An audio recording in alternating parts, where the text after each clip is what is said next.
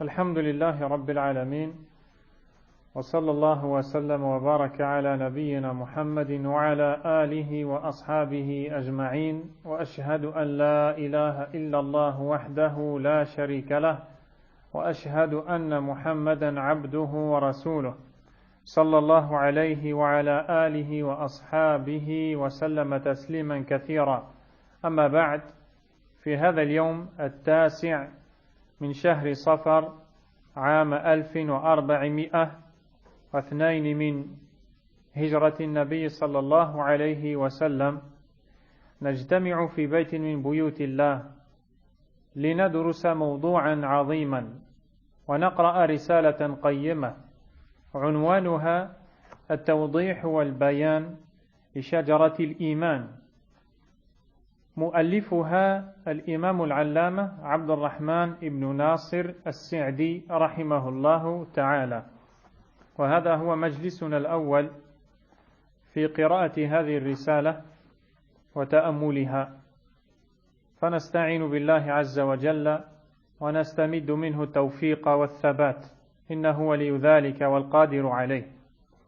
En cette journée du 26 septembre 2020, nous sommes réunis dans une des maisons d'Allah subhanahu wa ta'ala afin d'étudier un sujet à la plus haute importance et de lire un écrit bénéfique dont l'auteur n'est autre que l'éminent savant Abdurrahman ibn Nasir as-Sa'di rahimahullahu ta'ala. On aura peut-être, si Allah nous l'accorde, l'occasion de consacrer une assise pour lire quelques aspects de sa biographie rahimahullahu ta'ala. Cet écrit est intitulé La clarification et l'éclaircissement de l'arbre de la foi. Vous l'aurez compris, ce livre nous parle de la foi. Et il n'y a aucun doute quant au fait que le plus grand des bienfaits d'Allah subhanahu wa ta'ala, le but ultime pour lequel Allah azza wa jal nous a mis au monde, subhanahu wa ta'ala, l'objectif sublime pour lequel Allah nous a créés, c'est la concrétisation de la foi. C'est la chose la plus noble. La foi est la chose la plus noble. La foi est la cause de la réussite du serviteur, tant bien dans cette vie d'ici-bas que dans celle de l'au-delà. Et la foi est un bienfait qu'Allah accorde à qui il voudra parmi ses serviteurs et qui il aura élu. Celui qui goûte à la foi est celui qu'Allah a honoré. Celui qui est écarté de la foi est celui qu'Allah aura avili et écarté de lui, subhanahu wa ta'ala. C'est la chose qui a la plus grande valeur. Tout individu doué de raison ne doit pas passer à côté de la foi, car c'est pour elle qu'il a été créé. C'est par sa cause qu'il est présent dans cette vie d'ici-bas, et c'est à son sujet qu'il sera interrogé dans l'au-delà. C'est par sa cause également que les gens se diviseront en deux catégories, les perdants et les gagnants, les habitants de l'enfer et les habitants du paradis. Ce qui jouera le rôle crucial à ce moment-là, quant à ton devenir et ton avenir, c'est cette foi pour laquelle Allah subhanahu wa ta'ala nous a tous créés et qui est pourtant tant délaissée par bon nombre de ceux qui ont été créés par Allah subhanahu wa ta'ala. Allah nous a créés pour la concrétiser, pour l'appliquer. Comme vous le savez, dans le verset, il nous dit subhanahu wa ta'ala وَمَا خَلَقَتُ الْجِنَّ وَالْإِنسَ إِلَّا لِيَعْبُدُونَ. Et je n'ai créé les djinns et les hommes que pour qu'ils m'adorent. C'est le seul et unique but pour lequel il t'a créé. Non pas pour manger et boire, jouir des plaisirs, assouvir tes désirs, mais plutôt pour l'adorer. Et qui dit adorer Allah, dit avoir la foi en lui, subhanahu wa ta'ala. Et les gens sont différents, divers et variés dans la foi qu'ils ont. ils ne sont pas tous au même rang ni au même statut. Certains ont la foi beaucoup plus forte que d'autres, pendant que certains sont bien plus faibles en foi que d'autres. L'image de la foi dans le cœur du croyant est semblable à celle d'un arbre immense dont les racines sont implantées solidement au sol, produisant des fruits. Allah subhanahu wa ta'ala a, dans son noble livre, dans Surat Ibrahim, alayhi salam, mentionné un exemple, une parabole, une comparaison entre une belle parole qui est celle de la foi dans le cœur du croyant et un bel arbre. Et c'est ce dont nous allons parler, insha'Allah ta'ala. Ainsi, les savants de l'islam ont sensibilisé la communauté de Muhammad sallallahu alayhi wa sallam sur ce sujet qui a la plus grande valeur, une valeur inégalée, inégalable. Ils ont, à cet effet, écrit différents ouvrages et rédigé plusieurs sujets concernant la foi, sa réalité, son importance, ses mérites et autres points encore relatifs à la foi. Parmi ces écrits, celui de l'imam, l'éminent savant Abdurrahman ibn Nasir as-Sa'di, rahimahullah, le très grand savant qui fut l'enseignant peut-être principal du très grand savant Muhammad ibn Salih al-Uthaymin, rahimahullah ta'ala, et qui fut également l'auteur d'un tafsir, d'une exégèse du livre d'Allah, un livre explicatif des sens du livre d'Allah subhanahu wa ta'ala. Il a donc transmis à travers son livre et son épître la valeur de la foi, et il a basé cet écrit et son ouvrage sur un verset du livre d'Allah, celui qui fera l'objet notamment de notre étude, insha'Allah ta'ala, qui est la parole d'Allah subhanahu wa ta'ala: Alam tara kayfa daraba Allahu mathalan kalimatan tayyibatan ka shajaratin tayyibah asluha thabit wa far'uha fis sama' tu'ti ukulaha kulla hinin bi'idhni rabbiha wa yadribu Allahu al-amthala lin-nasi la'allahum yatadhakkarun. Dans le sens rapproché de ce noble verset, Allah subhanahu wa ta'ala nous dit: N'as-tu pas vu comment Allah propose en exemple une bonne parole, pareille à un bel arbre, dont les racines sont fermes et les branches s'élancent dans le ciel. Il donne à tout instant ses fruits par la grâce de son Seigneur. Allah propose ces exemples aux gens afin qu'ils se souviennent. Ce verset, il est immense. Mais tout d'abord, avant de l'étudier, sachez que dans le Coran, dans le livre d'Allah subhanahu wa ta'ala, Allah a proposé à ses serviteurs des paraboles, des exemples, des comparaisons.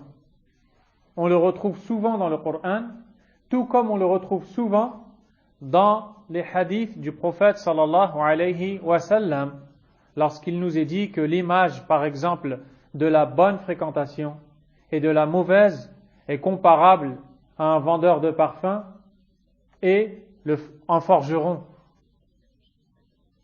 ou d'autres encore. C'est une image ici qui nous est faite, une comparaison pour un but bien précis. L'imam Ibn al-Qayyim rahimahullah a dit dans son ouvrage I'lam al-Muwaqqi'in an Rabb al-Alamin, dans le deuxième tome, dans la page 270, je cite: ومن هذا ما وقع في القرآن من الأمثال التي لا يعقلها إلا العالمون فإنها تشبيه شيء بشيء في حكمه وتقريب المعقول من المحسوس أو أحد المحسوسين من الآخر واعتبار أحدهما بالآخر. Intaha kalamuhu rahimahullah. Fait partie de cela, dit-il, ce que l'on trouve dans le Coran comme exemple, comme paraboles, qui ne sont compris que par les connaisseurs, al-alimoun, ceux qui ont le savoir, leur permettant de comprendre ce qu'Allah leur dit, subhanahu wa ta'ala. C'est très important. Il s'est basé sur la parole d'Allah azza wa jal, وَمَا يَعْقِلُهَا وَلَا يَعْقِلُهَا إِلَّا الْعَالِمُونَ.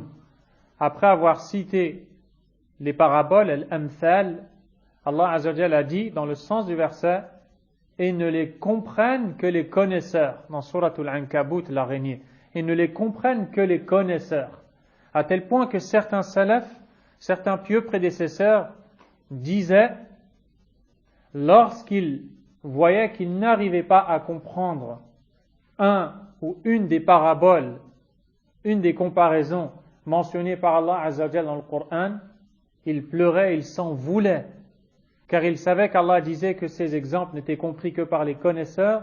Cela voudrait dire qu'ils ne le sont pas. Et cela leur faisait mal. Ils ne s'arrêtaient pas là. Ils approfondisaient leur connaissance afin d'arriver à la compréhension de la parole d'Allah subhanahu wa ta'ala. L'imam Ibn al-Qayyim rahimahullah nous dit, cela consiste à faire ressembler une chose à une autre dans son jugement. C'est-à-dire que Allah Azza wa Jal ou le prophète sallallahu alayhi wa sallam va nous parler de quelque chose qui ne nous est pas palpable, quelque chose qui peut-être ne peut pas être vu à l'œil nu. Lorsque l'on parle de la foi, lorsque l'on parle des noms d'Allah Azza wa Jal, du paradis, de l'enfer, des djinns, des anges, du jour dernier, du qadar, du destin, qu'il soit bon ou mauvais, etc. Ce sont des choses relatives à la croyance islamique que l'on ne peut pas voir à l'œil nu, mais auxquelles nous croyons avec la conviction la plus ferme. Il arrive qu'Allah Azza wa Jal, dans son livre, veuille nous parler de certaines de ces choses que l'on ne peut pas voir en les comparant à d'autres qui nous sont perçues et comprises afin de comprendre la réalité des choses que l'on ne peut pas voir.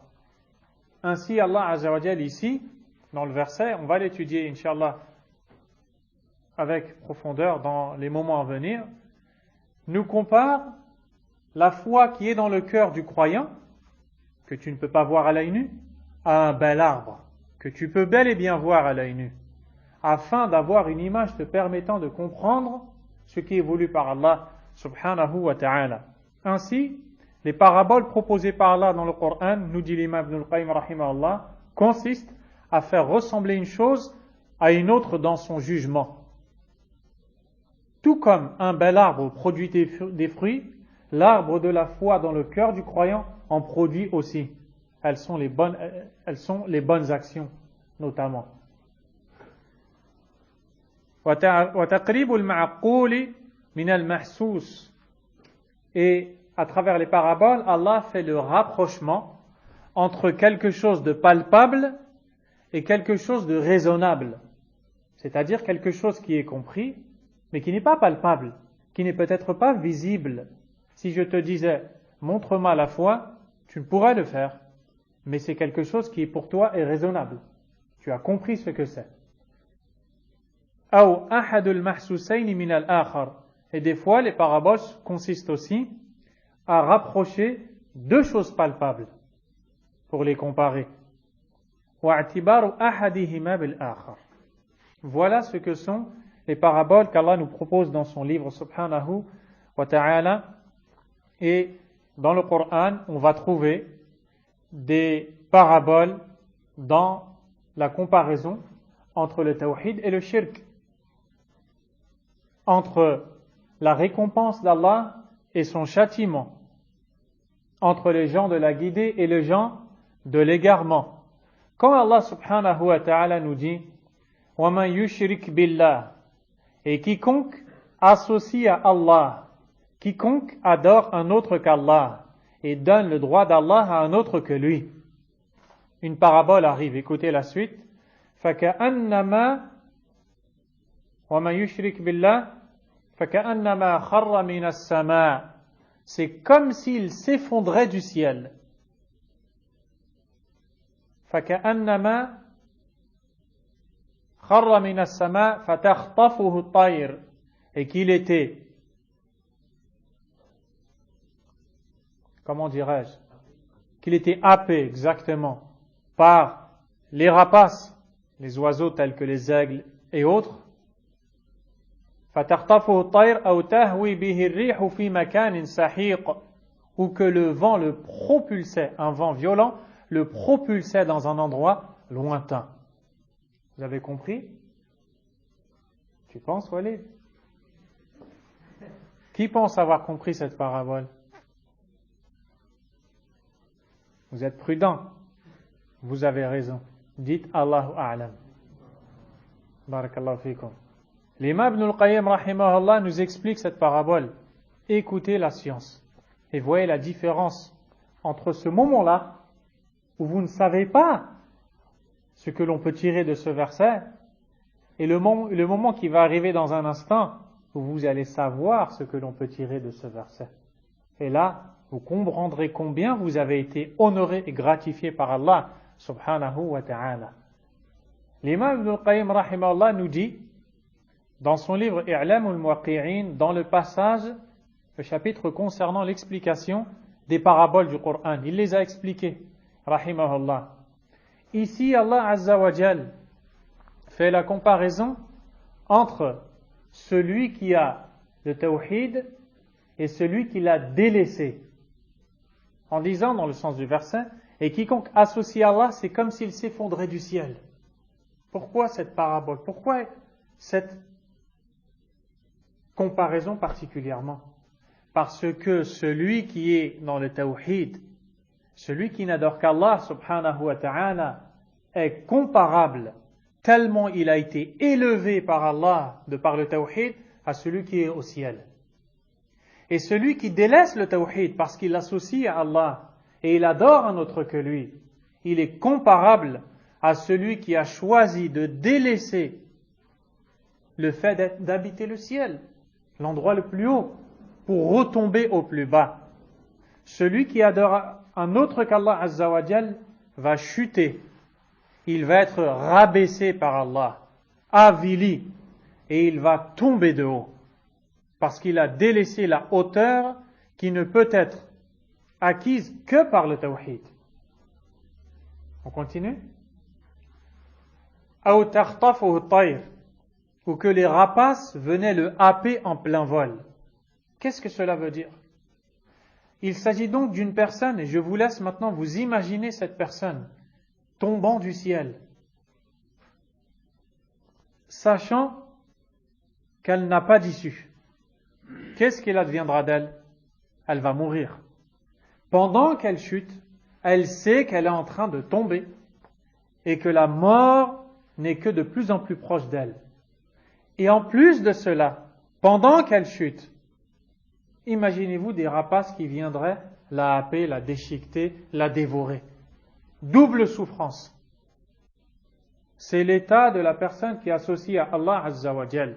Et ces rapaces sont en réalité les shayatin, les démons, qui ont tenté cette personne à tel point qu'elle a succombé à leur tentation en associant à Allah un autre que lui. Pour cela, Allah azza wa jal a dit Alam tara anna arsalna ash-shayatin 'ala al-kafirin ta'uzzuhum azza. Dans le sens du verset surat Maryam, n'as-tu pas vu comment nous avons envoyé les démons vers ceux qui ont mécru afin de les exciter, c'est-à-dire qu'ils les ont tentés au péché et eux ont succombé à la tentation, ils se sont fait dévorer. Aw tahwi bihi ar-rihu fi makanin sahiq, ou que cette personne qui s'effondre du ciel était propulsée par un vent violent dans un endroit lointain. Imaginez-vous une personne qui se voit propulsée lors d'une tempête. Vous voyez les torrents, les tornades? Quand il y a une tornade, tout le monde dit catastrophe naturelle, alors qu'on ne doit pas tenir ces propos-là. Le savant Zayd al-Madkhali, qu'Allah lui fasse miséricorde, a dit cette parole relève du shirk. On ne dit pas catastrophe naturelle, parce qu'en disant catastrophe naturelle, on a rattaché ce qui s'est passé à la nature, alors que c'est un signe d'Allah, subhanahu wa ta'ala. Eh bien, lorsqu'il y a un événement de cette catégorie qui se produit, les gens sont paniqués. Tout le monde en parle. Les maisons sont détruites. Certains corps, on ne les retrouve même plus tellement ils sont propulsés à des endroits lointains. On va peut-être les retrouver dans je ne sais combien de mois, à je ne sais quel endroit. Imaginez-vous maintenant une personne qui est propulsée. Là, ça vous parle, n'est-ce pas? Si l'on vous dit quelqu'un qui commet du shirk, visiblement, ça ne vous parle pas, même si vous le raisonnez, le comprenez. Mais la gravité de cela, si je vous la compare, ce n'est pas moi, c'est Allah subhanahu wa ta'ala. Si Allah la compare à une personne qui est propulsée par un vent violent dans un endroit lointain, ça nous parle directement. C'est ça qu'on appelle une parabole. Ça sert à nous faire comprendre ce que l'on ne voit pas en nous parlant de ce que l'on voit et on connaît. Eh bien, celui qui associe Allah Azza wa Jal, il a été propulsé par un vent violent dans un endroit lointain. Et ce vent violent qui a propulsé la personne vers le shirk, ce sont les passions qu'elle a suivies. On pourrait s'étaler encore et encore dans les paraboles, mais ce n'est pas le but. On voulait simplement montrer que les paraboles ont une sagesse énorme dans le livre d'Allah subhanahu wa ta'ala. Et très nombreuses sont les paraboles dans le Coran. Et dans ce verset que l'on va étudier, nous allons voir qu'Allah Azza wa Jal va faire ressembler une bonne parole, qui est la foi, présente dans le cœur du croyant, à un bel arbre. D'après vous, si je vous posais la question, je m'adresse à ceux qui ne connaissent pas le hadith ou qui n'en ont pas entendu parler. Il y a parmi les arbres un dont les feuilles ne tombent pas. Il ressemble au croyant. Son exemple est comme celui du croyant. D'après vous, de quel arbre s'agit-il? Un arbre dont les feuilles ne tombent pas, cet arbre ressemble au croyant. Quel est cet arbre? Telle est la question posée par le prophète alayhi salatu wassalam à ses nobles compagnons. Naam? Le palmier. Comment tu t'appelles? Mamadou. Tu le savais? Tu sais que les feuilles de palmier ne tombent pas. Tu es de quelle origine? Il y a des palmiers là-bas? Masha'Allah. Il est du Mali, il n'y a pas de palmier là-bas, et il sait que les feuilles du palmier ne tombent pas. Jazakallahu khayran, akhi Mamadou, qu'Allah te préserve. Et vous aussi. Effectivement, il s'agit du palmier. L'imam Muslim, rahimahullah, a un recueil de récits authentiques. Vous le connaissez. On dit toujours rapporté par Muslim. Il a été classifié par ordre de sujet. Seulement, contrairement à l'imam al-Bukhari, l'imam Muslim n'a pas noté les titres des différents chapitres. C'est l'imam al-Nawawi rahimahullah qui va venir le faire. Il va donc rendre service au livre de l'imam Muslim. Ainsi, lorsque vous ouvrez le livre de l'imam Muslim et que vous voyez les noms des chapitres, ils viennent de l'imam al-Nawawi rahimahullah ta'ala. L'imam al-Nawawi a dit dans le Sahih Muslim, dans le chapitre intitulé Kitab Sifatil Qiyamah wal Jannati wal Nar, chapitre concernant la description de la résurrection, du paradis et de l'enfer, Bab, sous-chapitre Mathalul Mu'mini Mathalul Nakhla. L'image du croyant est celle du palmier. L'image du croyant est celle du palmier.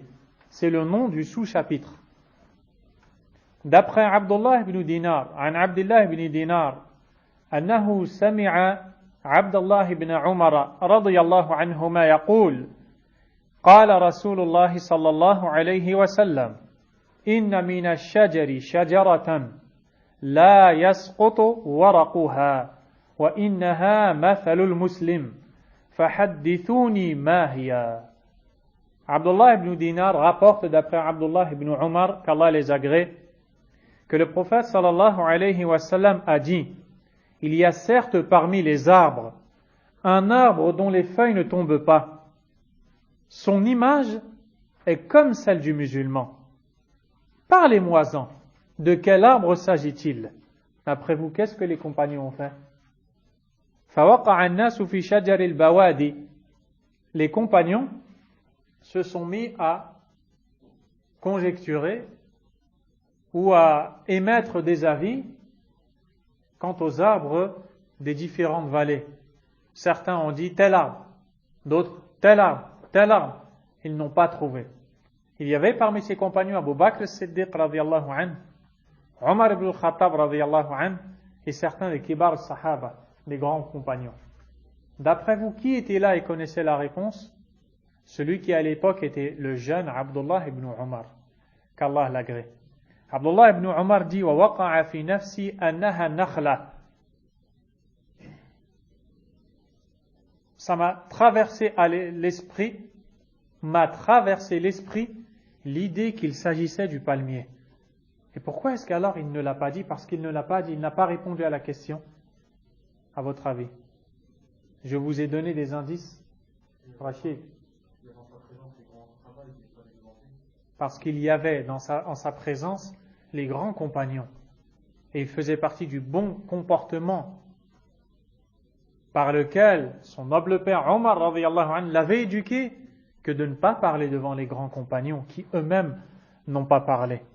Ou plutôt, ils n'ont pas donné la bonne réponse. Abdullah a dit: فَاسْتَحْيَيْتُ ثُمَّ قَالُوا حَدِّثْنَا مَا هِيَ يَا رَسُولَ اللَّهِ. J'ai eu de la pudeur. Puis les compagnons ont dit: parle-nous-en. De quel arbre s'agit-il, ô messager d'Allah? Et là, le prophète sallallahu alayhi wa sallam a dit: فَقَالَ هِيَ النَّخْلَةُ. Il répondit: il s'agit du palmier. قَالَ فَذَكَرْتُ ذَلِكَ لِعُمَرَ. Abdullah a dit: je l'ai alors mentionné à Omar, c'est-à-dire mon père. J'ai informé mon père que j'étais au courant qu'il s'agissait du palmier.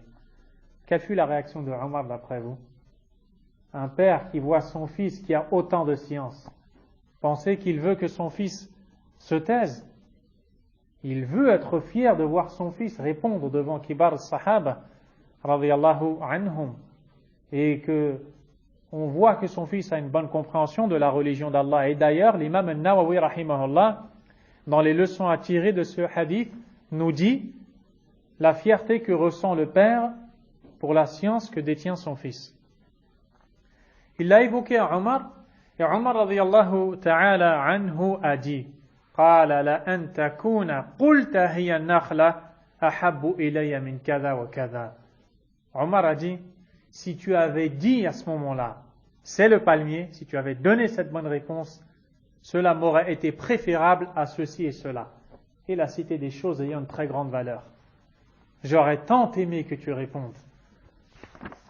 Mais il ne l'a pas fait, radiyallahu anhuma, pour la raison que vous connaissez, à savoir ce adab, ce comportement qui est celui du respect des âgés et des aînés.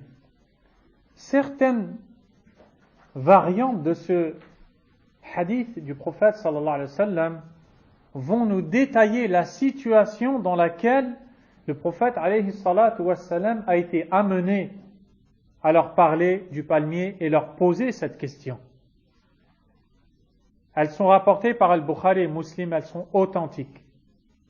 On voit que les compagnons étaient assis en la présence du prophète alayhi salatu wa sallam quand on vint à lui avec ce que l'on appelle le cœur de palmier. Vous connaissez le cœur de palmier? Quelque chose qui se mange. Tapez cœur de palmier et renseignez-vous. Voyez aussi d'où ça vient. C'est vraiment impressionnant. Vous voyez le palmier, le tronc de l'arbre? Il s'élance au ciel, n'est-ce pas? Au bout d'un moment, quand on arrive à son pic, c'est de là que toutes les branches vont sortir. Eh bien, ceux qui s'y connaissent le coupent à cet endroit C'est comme si l'on avait la tête de l'arbre avec toutes ses branches au sol. Puis il va se mettre avec un ustensile approprié à, si on pourrait la dire ainsi, à l'éplucher, jusqu'à sortir comme une moelle qui est quelque chose de mangeable et qui est une bonne chose, bonne pour la santé. Il n'y a pas de problème. Shafakallah. Quelque chose de très bon pour la santé. Subhanallah. Où Allah va mettre ta subsistance. Dans le cœur de cet arbre, le cœur du palmier. Taïeb. Alors, on vint au prophète alayhi salatu wa salam avec un cœur de palmier, puis il posa alors cette question. Il y a parmi les arbres un dont les feuilles ne tombent pas. D'après vous, de quel arbre s'agit-il? Jusqu'à la fin du hadith. L'imam al-Nawawi, rahimahullah, va nous montrer les conclusions que l'on tire de ce récit, les points bénéfiques, parmi lesquels le mérite du palmier. Le palmier est le meilleur des arbres. Le palmier est sans le moindre doute le meilleur des arbres parce qu'il a été choisi par Allah Azza wa Jal dans le Coran en comparaison à la foi, et la foi est la meilleure des choses. Et pour comparer la foi à quelque chose, à savoir ici un arbre, il s'agit forcément du meilleur des arbres.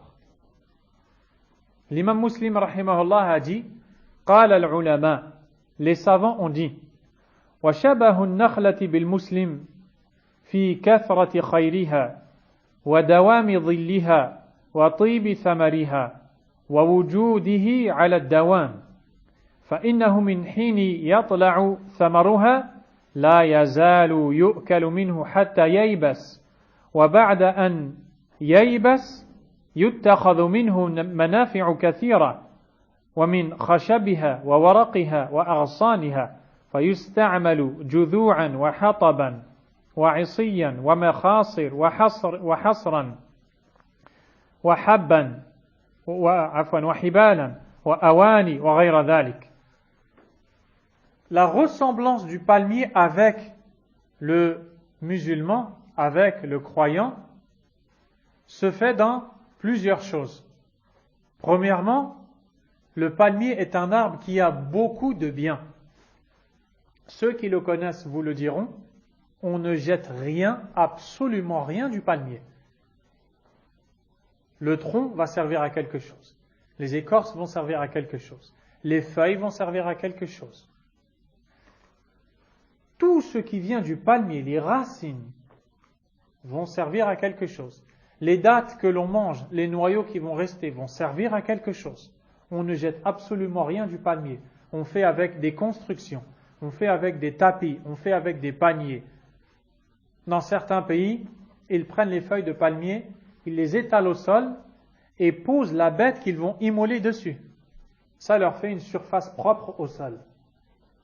Et d'autres utilités encore qui vont être citées notamment ici par l'imam al-Nawawi rahimahullah. La ressemblance du palmier avec le musulman se fait dans le fait qu'il y a beaucoup de biens. De même, le croyant a beaucoup de biens par sa foi, par sa conviction, sa proximité avec Allah et les bonnes actions qu'il fait. Par la constance de son nombre. Le palmier est un arbre qui est fermement enraciné au sol et qui donc, lorsque la chaleur se fait intense et que le soleil frappe d'un sens, de l'autre sens, c'est l'ombre de ce palmier que l'on verra.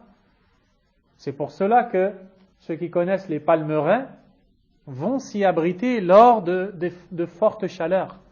Ils se mettent sous l'ombre des palmiers et ils se sentent complètement rafraîchis. De même le croyant. Le croyant abrite. وَطِيبِ ثَمَرِهَا, les bons fruits que produit le palmier. Le croyant en est aussi. Il produit des bons fruits. Il fait de bonnes actions. وَوُجُودِهِ عَلَى الدَّوَامِ, la présence constante du palmier. Il en est de même pour le croyant qui est ferme dans sa religion. Le palmier, nous dit l'imam al-Nawawi rahimahullah, depuis sa poussée, vous savez que le palmier nous donne des fruits. Quels fruits nous sont donnés par le palmier? Les dattes. Seulement les dattes? Les noix de coco. Et d'autres encore dont je ne connais pas les noms. L'essentiel, c'est que, on va prendre l'exemple ici des dattes. Toute l'année, ou au long de l'année plutôt, le palmier va nous donner des dattes qui seront de plusieurs catégories. Il y a ce que l'on appelle al-balah. Vous les voyez, elles sont vendues actuellement dans les marchés. Elles sont très dures, elles sont de couleur jaune. Elles se mangent comme tu mangerais une pomme. N'est-ce pas? Elles sont sucrées et plus sèches que la date quand elle est humide. Ensuite, si on laisse al-balah mûrir, il va se transformer. Il va devenir autre chose qu'on appellera al-busr. Puis si on le laisse mûrir, il va se transformer, il va devenir al-rutab. Al-rutab, c'est ce qui est mis dans des pots en plastique, qui est réfrigéré. Si bien que quand on le sort du frais, il fond comme du miel. Et ensuite, ça devient un tamr, la date que vous connaissez tous. Il y a même peut-être d'autres étapes que je ne connais pas. Wallahu ta'ala a'lam. L'essentiel, c'est que on tire constamment profit du palmier. C'est pour cela qu'Allah Azza wa Jalla a dit tu'ti ukulaha kulla hinin bi'idhni rabbiha. Cet arbre produit ses fruits à tout instant par la permission de son Seigneur. Et on en mange jusqu'à ce que l'arbre devienne sec. Quand l'arbre sèche, on en tire d'autres profits et utilités. Le bois de cet arbre, les feuilles de cet arbre, les branches de cet arbre, on va utiliser le tronc de l'arbre, on va utiliser certaines parties comme du charbon, d'autres, on va en faire des cannes sur lesquelles on marche, pour d'autres on va en faire des tapis, pour d'autres encore on va en faire des câbles. Ceux qui vivent près des palmiers connaissent tout cela. Et ce qu'il reste du palmier, ce sont les noyaux de la date. Les noyaux de la date. On s'en sert pour les chameaux. Puis, on constate du palmier la beauté de cet arbre. Vous n'entendez pas les gens qui vous disent « j'ai été sous les palmiers en vacances ». Pourquoi est-ce qu'ils ont besoin de citer le palmier? Parce que ça fait référence au bien-être. Un palmier, c'est beau. Plusieurs, encore plus. Pour en avoir vu, je peux vous l'affirmer. Eh bien, les palmiers sont des arbres qui sont beaux. Les fruits produits par les palmiers sont beaux aussi et ont une belle apparence. Le palmier ne produit que des utilités. Le bien et la beauté. Tout comme le croyant est un bien entier. En raison de l'abondance de ses actions d'obéissance à Allah Azza wa Jal. Et de la bonté de ses comportements. ويواظب على صلاته وصيامه وقراءته وذكره والصدقة والصلة وسائر الطاعات وغير ذلك فهذا هو. L'imam al-Nawawi rahimahullah conclut en disant le croyant est assidu dans sa prière, son jeûne, sa lecture du Coran, son évocation d'Allah, ses aumônes, ses liens de parenté et tout le reste des bonnes adorations, il en est ainsi. Voilà pourquoi Allah Azza wa Jalla a fait ressembler le palmier aux croyants dans son livre Subhanahu wa ta'ala. Et tout comme le palmier est un arbre qui a une base, ce sont les racines sans lesquelles il ne saurait tenir. La foi dans le cœur du croyant a des racines sans lesquelles elle ne saurait tenir. Plus les racines sont fortes concernant le palmier, plus il sera ferme, stable, droit. N'est-ce pas? Plus les racines de la foi sont fortes dans le cœur du croyant, plus il sera ferme, stable dans son cheminement vers Allah, subhanahu wa ta'ala. Les racines du palmier sont fermes dans la terre, les racines de la foi sont fermes dans le cœur. Comme vous le savez, la foi a 6 racines. La foi en Allah, en ses anges, en son livre, en ses prophètes, au jour dernier, et au destin, qu'il soit bon ou mauvais. Il s'agit des 6 piliers de la foi. Ce sont les bases de la croyance islamique. Les 6 piliers de la aqida, de la croyance de l'islam. Et tout comme les arbres ont des ramifications, c'est-à-dire des branches, qui s'élancent dans le ciel, il en est de même pour la foi. Si elle est bien enracinée, si elle est bien entretenue, eh bien comme l'arbre qui est bien enraciné et entretenu produira ses fruits et verra ses branches s'élancer dans le ciel, le croyant qui a dans son cœur la foi qui l'entretient verra ses œuvres s'élever chez Allah subhanahu wa ta'ala. Tout comme l'arbre ne perdure pas s'il n'est pas entretenu, s'il n'est pas arrosé. Le palmier a besoin d'humidité, il a besoin d'être arrosé, il a besoin d'être entretenu.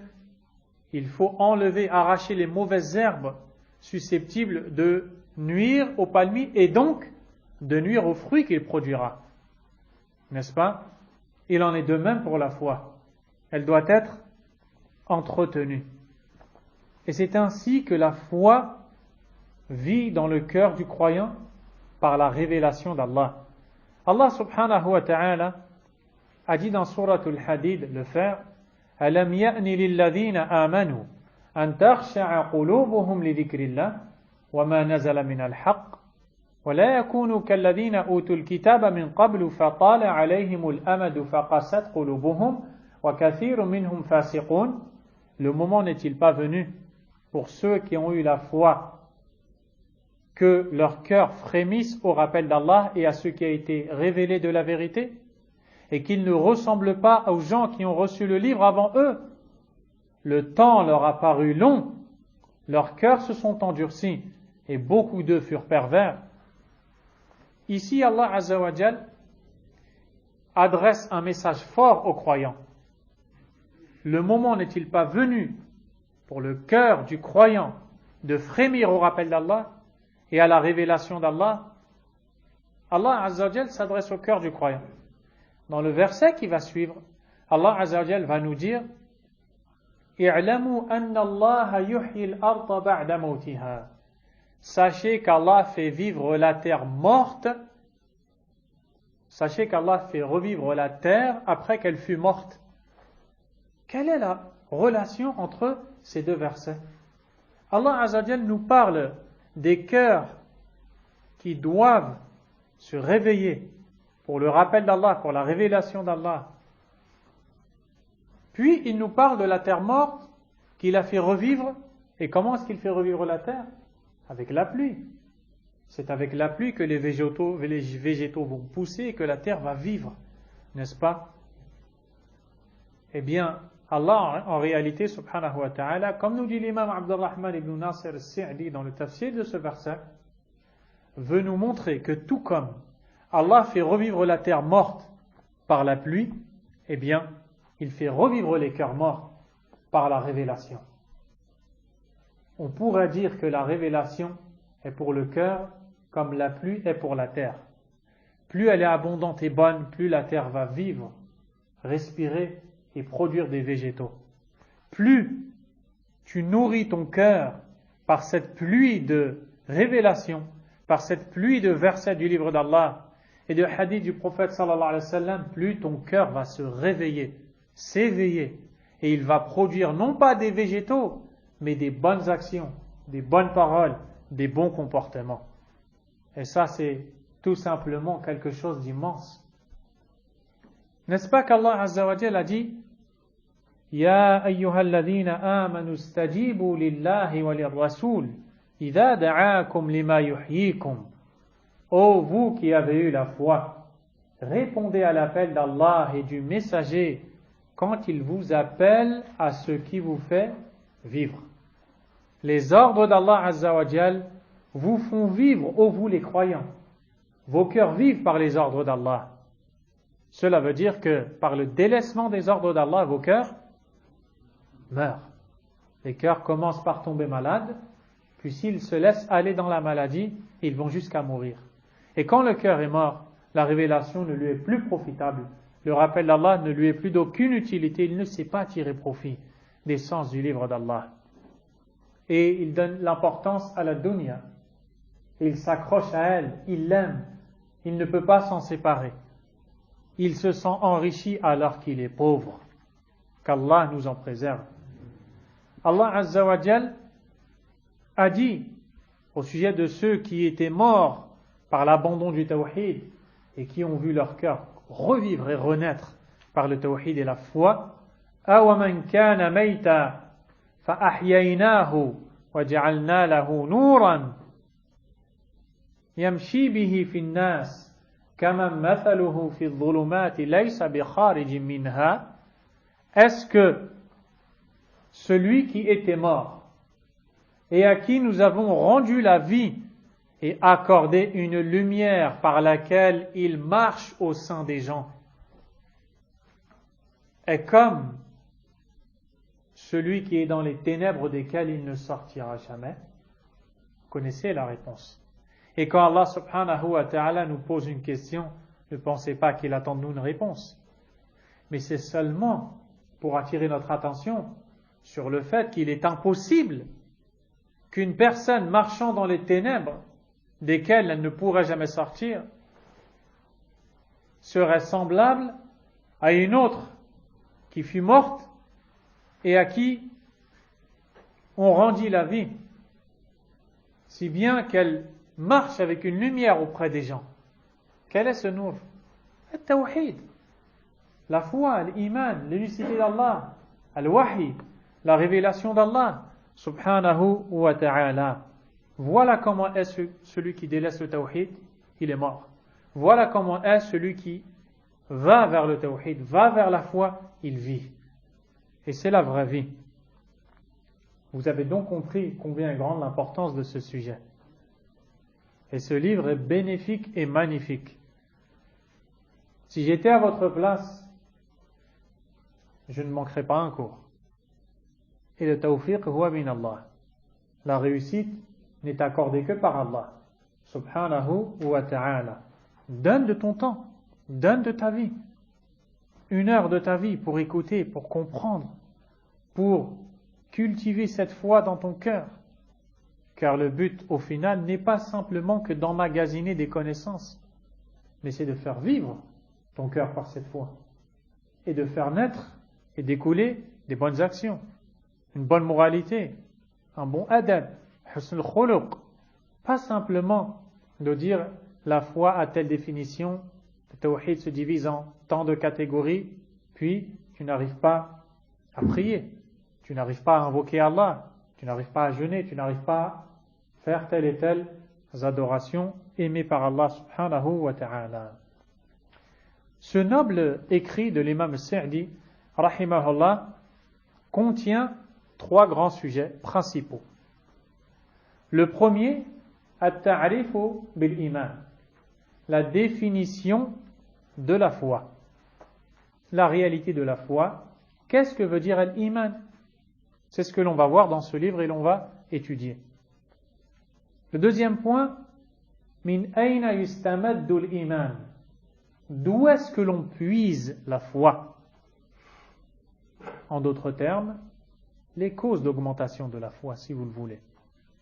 Troisièmement, fawaidul imani wa thimaruhu, les fruits et effets positifs de la foi.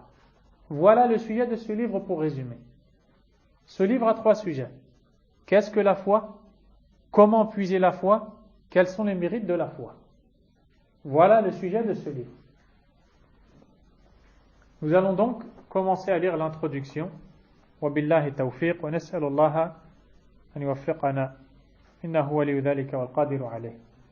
L'imam Sa'di rahimahullah a dit: الحمد لله الذي غرس شجرة الإيمان في قلوب عباده الأخيار وسقاها وغذاها بالعلوم النافعة والمعارف الصادقة واللهج بذكره آناء الليل والنهار وجعلها تؤتي أكلها وبركتها كل حين من الخيرات والنعم الغزار وأشهد أن لا إله إلا الله وحده لا شريك له الواحد القهار الكريم الرحيم الغفار وأشهد أن محمدا عبده ورسوله الرسول المصطفى المختار اللهم صل وسلم على محمد وعلى آله وأصحابه البررة الأخيار أما بعد فهذا كتاب يحتوي على مباحث الإيمان التي هي أهم مباحث الدين وأعظم أصول الحق واليقين مستمدا ذلك من كتاب الله الكريم الكفيل بتحقيق هذه الأصول تحقيقا لا مزيد عليه ومن سنة نبيه محمد صلى الله عليه وسلم التي توافق الكتاب وتفسره وتعبر عن كثير من مجملاته وتفصل كثيرا من مطلقاته مبتدئا بتفسيره مثنيا بذكر أصوله ومقوماته ومن أي شيء يستمد مثلثا بفوائده وثمراته وما يتبع هذه الأصول قال الله تعالى ألم تر كيف ضرب الله مثلا كلمة طيبة كشجرة طيبة أصلها ثابت وفرعها في السماء تؤتي أكلها كل حين بإذن ربها ويضرب الله الأمثال للناس لعلهم يتذكرون. L'imam As-Sa'di rahimahullah a dit en introduction: toutes les louanges reviennent de droit à Allah, celui qui a planté l'arbre de la foi dans le cœur des meilleurs de ses serviteurs, qui l'a abreuvé et nourri de sciences bénéfiques. Entre parenthèses, vous suivez et vous voyez que je change des mots, vous comprendrez que c'est parce que certains mots me semblent plus appropriés. Qui l'a abreuvé et nourri de sciences bénéfiques, de connaissances véridiques et d'attachement à son évocation nuit et jour, et a fait qu'il donne avec abondance ses fruits et bénédictions sous toute forme de bienfaits à chaque instant. J'atteste qu'il n'y a de divinité digne d'adoration qu'Allah, seul et sans associé, l'unique, le dominateur suprême, le miséricordieux, le pardonneur. Et j'atteste que Muhammad sallallahu alayhi wa sallam est son serviteur et messager, l'élu, le choisi, alayhi salatu wassalam. Ô Allah, couvre d'éloges et salue Muhammad ainsi que sa famille et ses compagnons, les plus pieux et meilleurs des hommes. Ceci étant dit, ce livre est une étude du sujet le plus important de la religion et du plus grand fondement de la vérité et de la certitude, une étude sur la foi. Cette étude s'appuie sur le noble livre d'Allah, Azza wa Jal, qui est garant de la justesse de ses fondements et ne demande aucun ajout, et la sunna de son prophète Muhammad sallallahu alayhi wa sallam, qui est conforme au Coran, l'explique et détaille beaucoup d'informations et de règles générales qui y sont énoncées. Cette étude se divise en 3 parties: la définition de la foi, les fondements et notions constitutives de la foi, ainsi que les éléments qui la font croître, en d'autres termes, les causes d'augmentation de la foi. Et enfin, les mérites et les fruits de la foi et de tout ce qui découle de ses fondements. Dans le sens rapproché du verset, Allah exalté soit-il a dit: n'as-tu pas vu comment Allah propose en parabole une bonne parole, pareille à un bel arbre dont les racines sont fermes et les branches s'élancent dans le ciel. Il donne, c'est-à-dire cet arbre, il donne à tout instant ses fruits par la grâce de son Seigneur. Allah propose ces paraboles aux gens afin qu'ils se souviennent. Ainsi, l'imam As-Sa'di rahimahullah, en introduction, a en même temps loué Allah Azza wa Jal et présenté son livre. Et c'est une manière de faire des savants de l'islam très pédagogique. Dans le passage du livre, dans le début, où ils vont louer Allah, ils vont le louer en utilisant des phrases qui vont être des louanges pour Allah Azza wa Jal, et en même temps une présentation de ce qui va arriver comme sujet. Comme si je voulais te parler de la mort, par exemple. Et je disais, toutes les louanges reviennent de droit à Allah, qui a créé toutes les âmes et leur a destiné une fin. Celui qui est le seul à faire vivre et faire mourir. Celui qui a dit dans son livre, dans le sens du verset, toute âme goûtera à la mort. Là, je suis dans l'introduction de mon sujet, dans laquelle je suis en train de louer Allah. Et en même temps, je te présente le sujet que je vais aborder. Ça, c'est la pédagogie des savants de la Sunna, comme l'imam Sa'di rahimahullah ta'ala. Il nous a donc présenté dans cette introduction plusieurs aspects, parmi lesquels le fait qu'Allah a planté dans le cœur du croyant l'arbre de la foi. Il l'a dit de façon explicite. الذي غرس شجرة الإيمان في قلوب عباده الأخيار. Celui qui a planté l'arbre de la foi dans le cœur de ses serviteurs bons. Allah a planté l'arbre de la foi. Si tu as la foi, c'est qu'Allah te l'a accordé.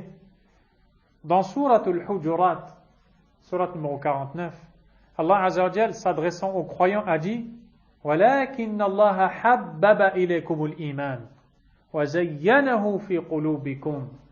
Mais Allah vous a fait aimer la foi et l'a embellie dans vos cœurs, jusqu'à la fin du verset. Cette foi qui a pénétré ton cœur et qui s'y est installée n'a pu l'être que parce qu'Allah te l'a accordé. Allah est celui qui a planté dans les cœurs des croyants l'arbre de la foi. Subhanahu wa ta'ala. Et ceci est le plus grand des bienfaits d'Allah. Car cet arbre qu'il a planté dans ton cœur produit des fruits si tu sais l'entretenir, à condition que tu l'entretiennes de la meilleure des manières. Également, l'imam Sa'di rahimahullah, lorsqu'il a dit, dans le sens de sa parole, qu'il a abreuvé et nourri de sciences bénéfiques, de connaissances véridiques et d'attachement à son évocation nuit et jour, il fait une allusion, là il est en train de louer Allah, mais il présente son sujet et il fait une allusion à quoi? Il fait une allusion à la manière de cultiver cette foi et de la renforcer. C'est par la révélation.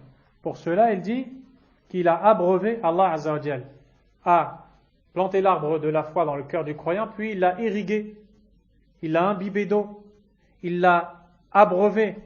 Par quoi? Par le ilm, par l'ilm nafi', par la science bénéfique, par le wahi, par la révélation. Il y a dans ton cœur un arbre et sa nourriture c'est la révélation. Al-Qur'an wa Sunnah. Qala Allah, qala Rasul, sallallahu alayhi wa sallam. Ces nobles paroles qui font revivre ton cœur et qui cultivent cet arbre de la foi planté par Allah Azza wa Jal dans ton cœur. Également, l'imam Sa'di rahimahullah a montré que cette foi-là, on ne l'apprend pas selon nos propres avis, selon les idées de telle ou telle personne, les opinions que l'on peut se faire, les goûts, les envies, les désirs. Cette foi, elle a une source. Cette source est claire, la révélation d'Allah Azza wa Jal. Quand on parle de la foi, on ne parle de cette foi que ce dont Allah nous a informés. C'est pour cela qu'il dit, toujours en train de louer Allah, mais il fait une allusion à ce sujet en disant de connaissances véridiques et d'attachement à son évocation nuit et jour. La religion d'Allah, la foi, elle s'apprend dans le livre d'Allah, subhanahu wa ta'ala, quand il dit, dans le sens de sa parole, elle s'appuie sur le noble livre d'Allah, qui est garant de la justesse de ses fondements et ne demande aucun ajout. Et la sunna de son prophète Mohammed sallallahu alayhi wa sallam, qui est conforme au Coran. Cette étude qu'il vous présente, il vous sensibilise sur le fait qu'il ne l'a appuyé que sur une seule chose, le Coran ou la Sunna, la révélation d'Allah subhanahu wa ta'ala. Car dans le domaine de la foi, de la croyance islamique, beaucoup se sont exprimés tantôt en suivant leur passion, tantôt en suivant des avis erronés, tantôt en suivant des choses qui ne sont pas des textes du Coran et de la Sunna. Ils ont alors fait erreur et induit en erreur autrui. Et c'est pour cette raison que des sectes sont apparues. Parce que des gens se sont mis à aborder le sujet de la foi d'une manière totalement différente de celle de l'enseignant même de la foi, le prophète Mohammed alayhi salatu wassalam. Aux croyants, la foi ne s'explique pas par des rêves, par des imaginations, par des conceptions, par des avis d'une personne, par des envies, désirs. La foi ne s'explique que par ce qu'Allah lui-même, Azza wa Jal, nous a expliqué dans son noble livre, dans le Coran. Nous parlons de la foi en Allah. Qui peut nous expliquer ce qu'est la foi en Allah mieux qu'Allah? Où est-ce que l'on peut trouver une compréhension de la foi en Allah mieux que dans le livre d'Allah, subhanahu wa ta'ala? Qui peut nous enseigner comment appliquer cette compréhension de la foi mieux que l'enseignant par excellence, le prophète alayhi salatu wassalam? Ainsi, quiconque dévierait de la révélation d'Allah dans le domaine de la foi ne pourrait que s'égarer. Et rien n'est accepté si ce n'est le Coran et la Sunna dans le domaine de la foi. Il nous a montré ensuite que son livre se divise en 3 sujets, puis il a attiré l'attention sur la parole d'Allah subhanahu wa ta'ala, le verset, dans le sens rapproché du verset. Donc, Alam tara kayfa daraba Allahu mathalan kalimatan tayyibah. N'as-tu pas vu comment Allah propose en parabole une bonne parole? Première chose, qu'est-ce que tu remarques dans ce verset? Qui peut répondre? Non. Barakallahu fik. Quelle question? Quelle question? Non. N'as-tu pas vu pour N'as-tu pas vu? Tu m'as devancé. J'allais dire pour quelle raison, mais bon, tu l'as dit. Pour attirer l'attention. Allah subhanahu wa ta'ala, lorsqu'il nous dit Alam tara, n'as-tu pas vu? Il veut attirer notre attention et nous inviter à méditer l'exemple qui va suivre. C'est un appel d'Allah subhanahu wa ta'ala à méditer. Et on le trouve beaucoup dans le Coran. Alam tara, n'as-tu pas vu?